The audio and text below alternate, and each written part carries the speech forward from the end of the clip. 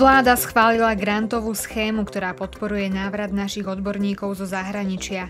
Návrh vypracovalo ministerstvo školstva. Chce tak prilákať späť na Slovensko odborníkov, ktorí pracujú či žijú v cudzine.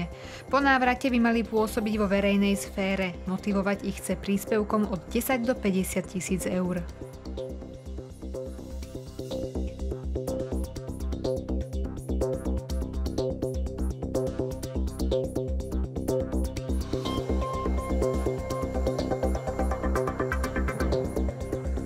Pri obci Stakčínska Roztoka v okrese Snina napadol medveď človeka. Starší muž bol včera na hubách v lese za dedinou.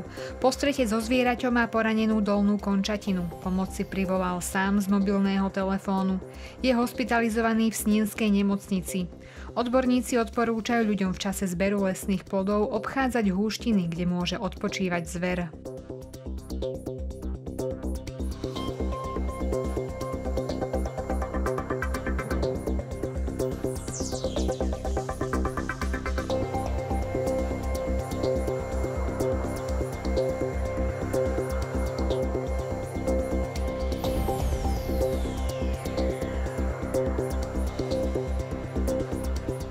Grécko dnes požiadalo eurozónu o novú úverovú pomoc. Aby ju dostalo, musí dozajtra predložiť podrobný plán reforiem. Zhodli sa na tom prezidenti a premiéri štátov platiacich eurom na mimoriadnom samite. Plán reforiem posúdia veritelia, Európska komisia, Európska centrálna banka a Medzinárodný menový fond. Potom aj ministri financií eurozóny. V nedeľu by sa mali zísť všetci lídri štátov únie a definitívne rozhodnúť o ďalšom osude Grécka.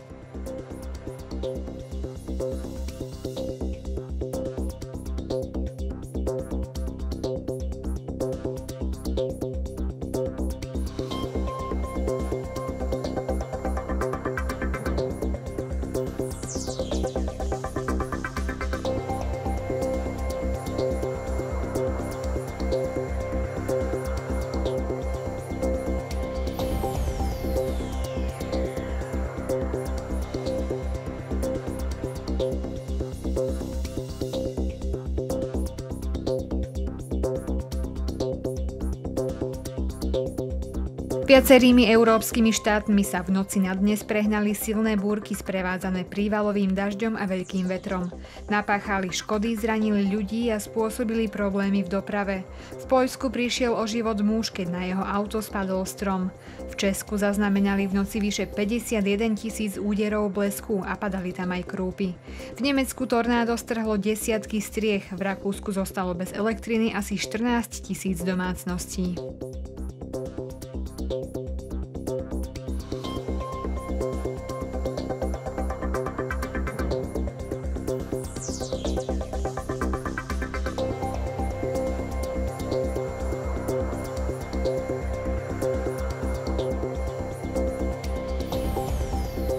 Bazén s 26 deťmi a 3 dospelými zasiahol elektrický prúd.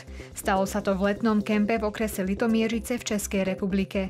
Zasiahnutých previezli do nemocnice. Nikto z nich neutrpel žiadne vážne zranenie. Po vyšetrení ich prepustili. Deti mali od 5 do 8 rokov. Policajní experti zisťujú, ako sa elektrina do bazéna dostala.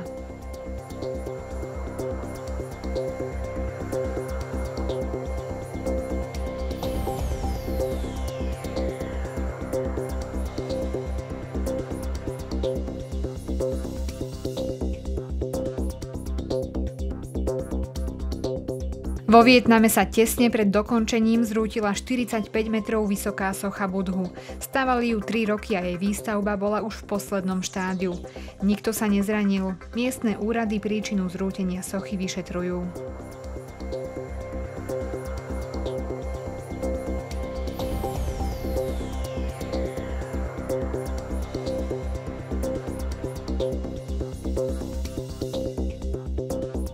V Austrálii museli zrušiť populárne preteky v diaľkovom plávaní. Stalo sa tak po prvý raz v 61-ročnej histórii pretekov. Dôvod zrušenia je výskyt krokodílov v oblasti. Nebezpečného predátora tam videli v predchádzajúcich dňoch. Preteky mali byť 26. júla, usporiadatelia však nechcú riskovať. Do súťaže bolo prihlásených približne 100 plaveckých vytrvalcov.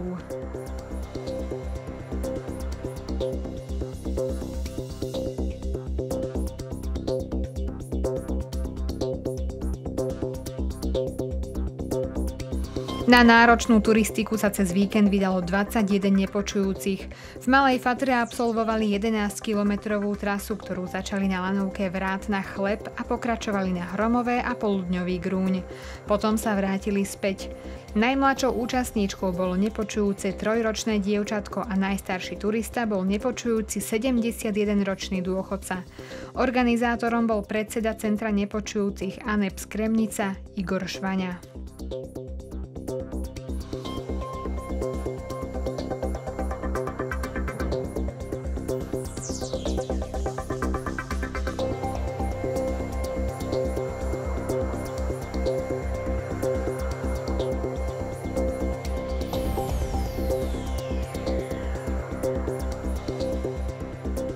Slovenská plavkyňa Katarína Listopadová získala bronzovú medailu vo finále na 100 metrov motýlik na 28. svetovej letnej univerziáte v Južnej Kórei. Doplávala za 58,37 sekundy, čo je jej osobný rekord.